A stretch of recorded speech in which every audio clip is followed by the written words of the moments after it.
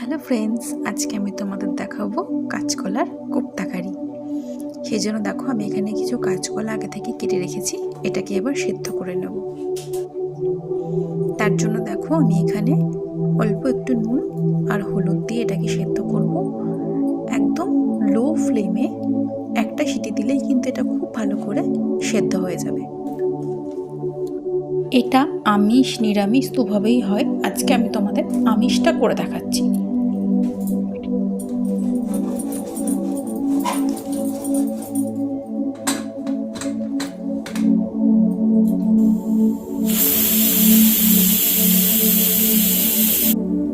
এবার দেখো আমি এখানে কিছুটা পরিমাণ পেঁয়াজ কুচিয়ে নিয়েছি, কিছুটা আলু আমি ডুমো ডুমো করে কেটে নিয়েছি, পরিমাণ মতো আদা রসুন কাঁচা লঙ্কা আর কিছুটা পেঁয়াজ দেখো আমি গোটা রেখেছি, আর টমেটো কুচিয়ে নিয়েছি।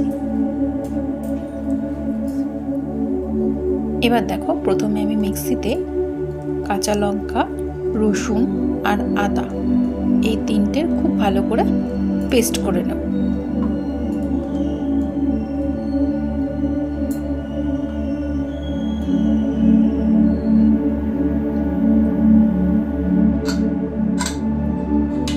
দেখো আমার কাঁচকলা কিন্তু খুব সুন্দরভাবে সেদ্ধ হয়ে গেছে।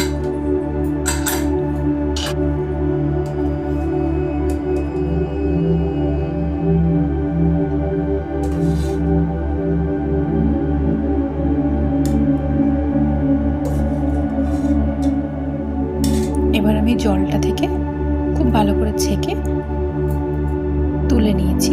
এরপর একটা কাঁটা চামচের সাহায্যে আমি খুব ভালো করে কাঁচকলাগুলোকে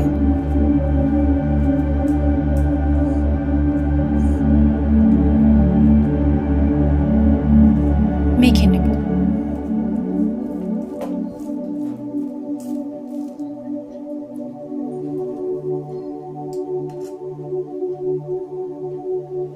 এরপর দেখো আমি যে পেঁয়াজটা কুচিয়ে রাখা ছিল সেটা এর মধ্যে দিয়ে দেব।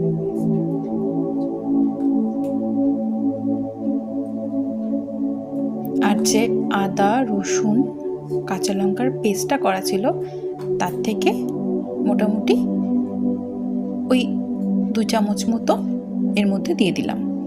এরপর কিছু গুঁড়ো মশলা অ্যাড করছি দেখো, যেমন হলুদ গুঁড়ো, পরিমাণ মতো নুন,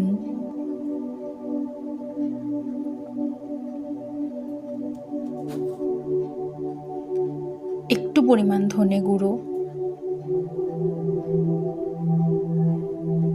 একটু পরিমাণ জিরে গুঁড়ো, একটু গরম মশলা গুঁড়ো, সব কিন্তু ওই হাফ টিস্পুনের মতোই দিচ্ছি। আর দেখো আমি এখানে একটু লাল লঙ্কার গুঁড়ো দিয়ে দিয়েছি। আর অবশ্যই এটা একটু ব্যালেন্স করার জন্য চিনিও দিয়ে দিয়েছি। আর যেটা আমি দিয়েছি সেটা হলো একটা গোটা ডিম এর মধ্যে দিয়ে নিয়েছি।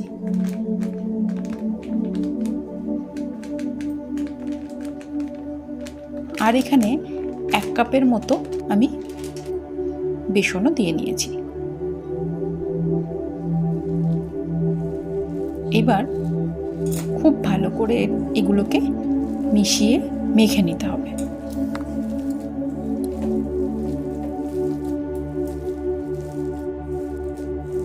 যেন একটু দলা না থাকে। এবার দেখো আমি যে পেস্টটা করে রেখেছিলাম তার মধ্যে টমেটো কুচি আর যে চৌকো করে পেঁয়াজটা কাটা ছিল সেটা দিয়ে দিলাম। দিয়ে খুব ভালো করে একটা পেস্ট বানিয়ে নিলাম। এবার কড়াইয়ে তেল গরম হলে আমি বড়াগুলোকে ভেজে নেব। তো দেখো আমি এখানে কিছুটা গোল গোল করে কাবাবের মতো শেপ দিয়েছি। তোমরা চাইলে তোমাদের পছন্দের মতো করেই বানাতে পারো।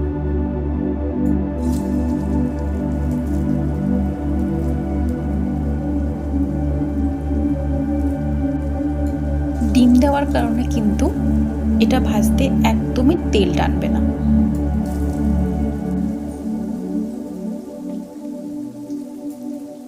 আর উল্টানোর সময় কিন্তু খুব সাবধানে উল্টাতে হবে।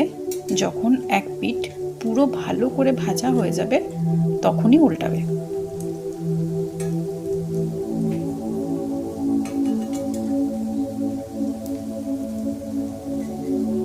তো দেখো এইভাবে আমি সব বড়াগুলোই আস্তে আস্তে ভেজে নিচ্ছি।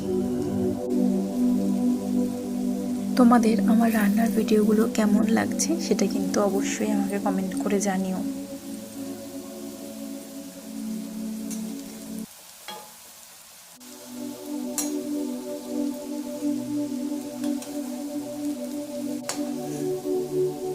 আমি তো এটার কারি বানাচ্ছি, কিন্তু এই বড়াগুলো শুধু খেতেও খুব ভালো লাগবে।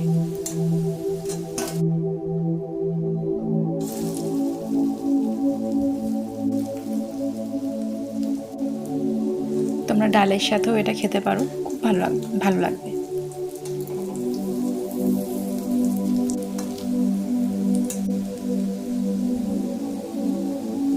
তো দেখো আমার কিন্তু সব বড়াগুলো ভাজা কমপ্লিট হয়ে গেল।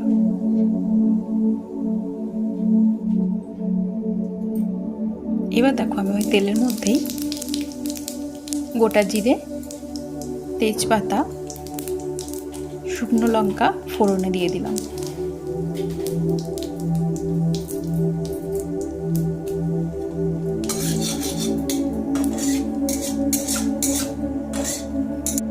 এবার যে কেটে রাখা আলুগুলো ছিল সেটা খুব ভালো করে ভেজে নেব।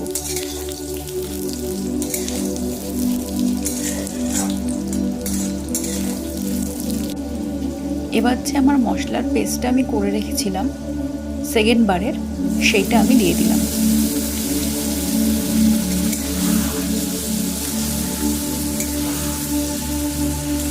মশলার সাথে আলুগুলো খুব ভালো করে আমি কষিয়ে নেব।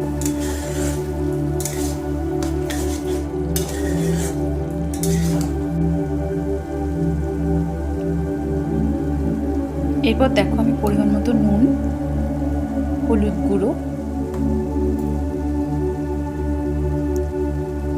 কাশ্মীরি রেড চিলি পাউডার,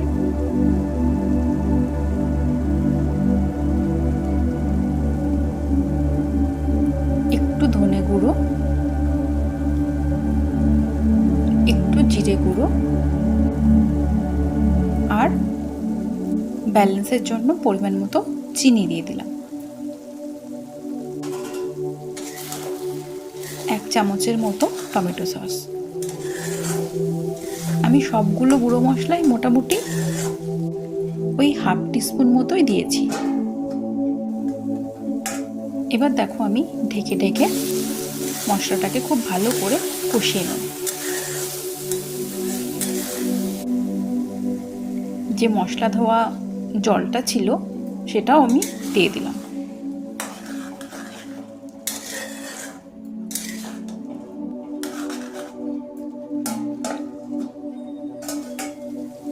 দেখো খুব সুন্দর করে তেল ছেড়ে গেছে একদম মশলা থেকে।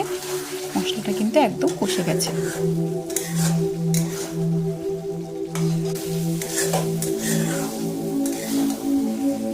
এবার দেখো আমি কিছুটা গরম জল করে রেখেছিলাম, সেটা দিয়ে দিলাম। বেশ কিছুটা পরিমাণে জল দিলাম, অনেকগুলো বড়া আছে তাই জন্য।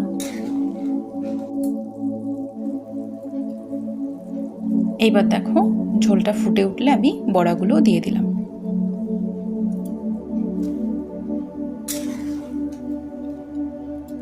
বড়াগুলো দেওয়ার পরে ঢেকেই রান্না হতে দেব, কিন্তু খুব বেশিক্ষণ কিন্তু ফোটাবো না, তাহলে সব বড়াগুলো কিন্তু গলে যাবে।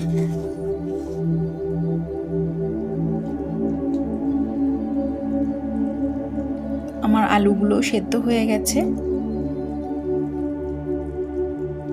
এরপর দেখো কিছুটা ধনেপাতা কুচিও দিয়ে দিলাম।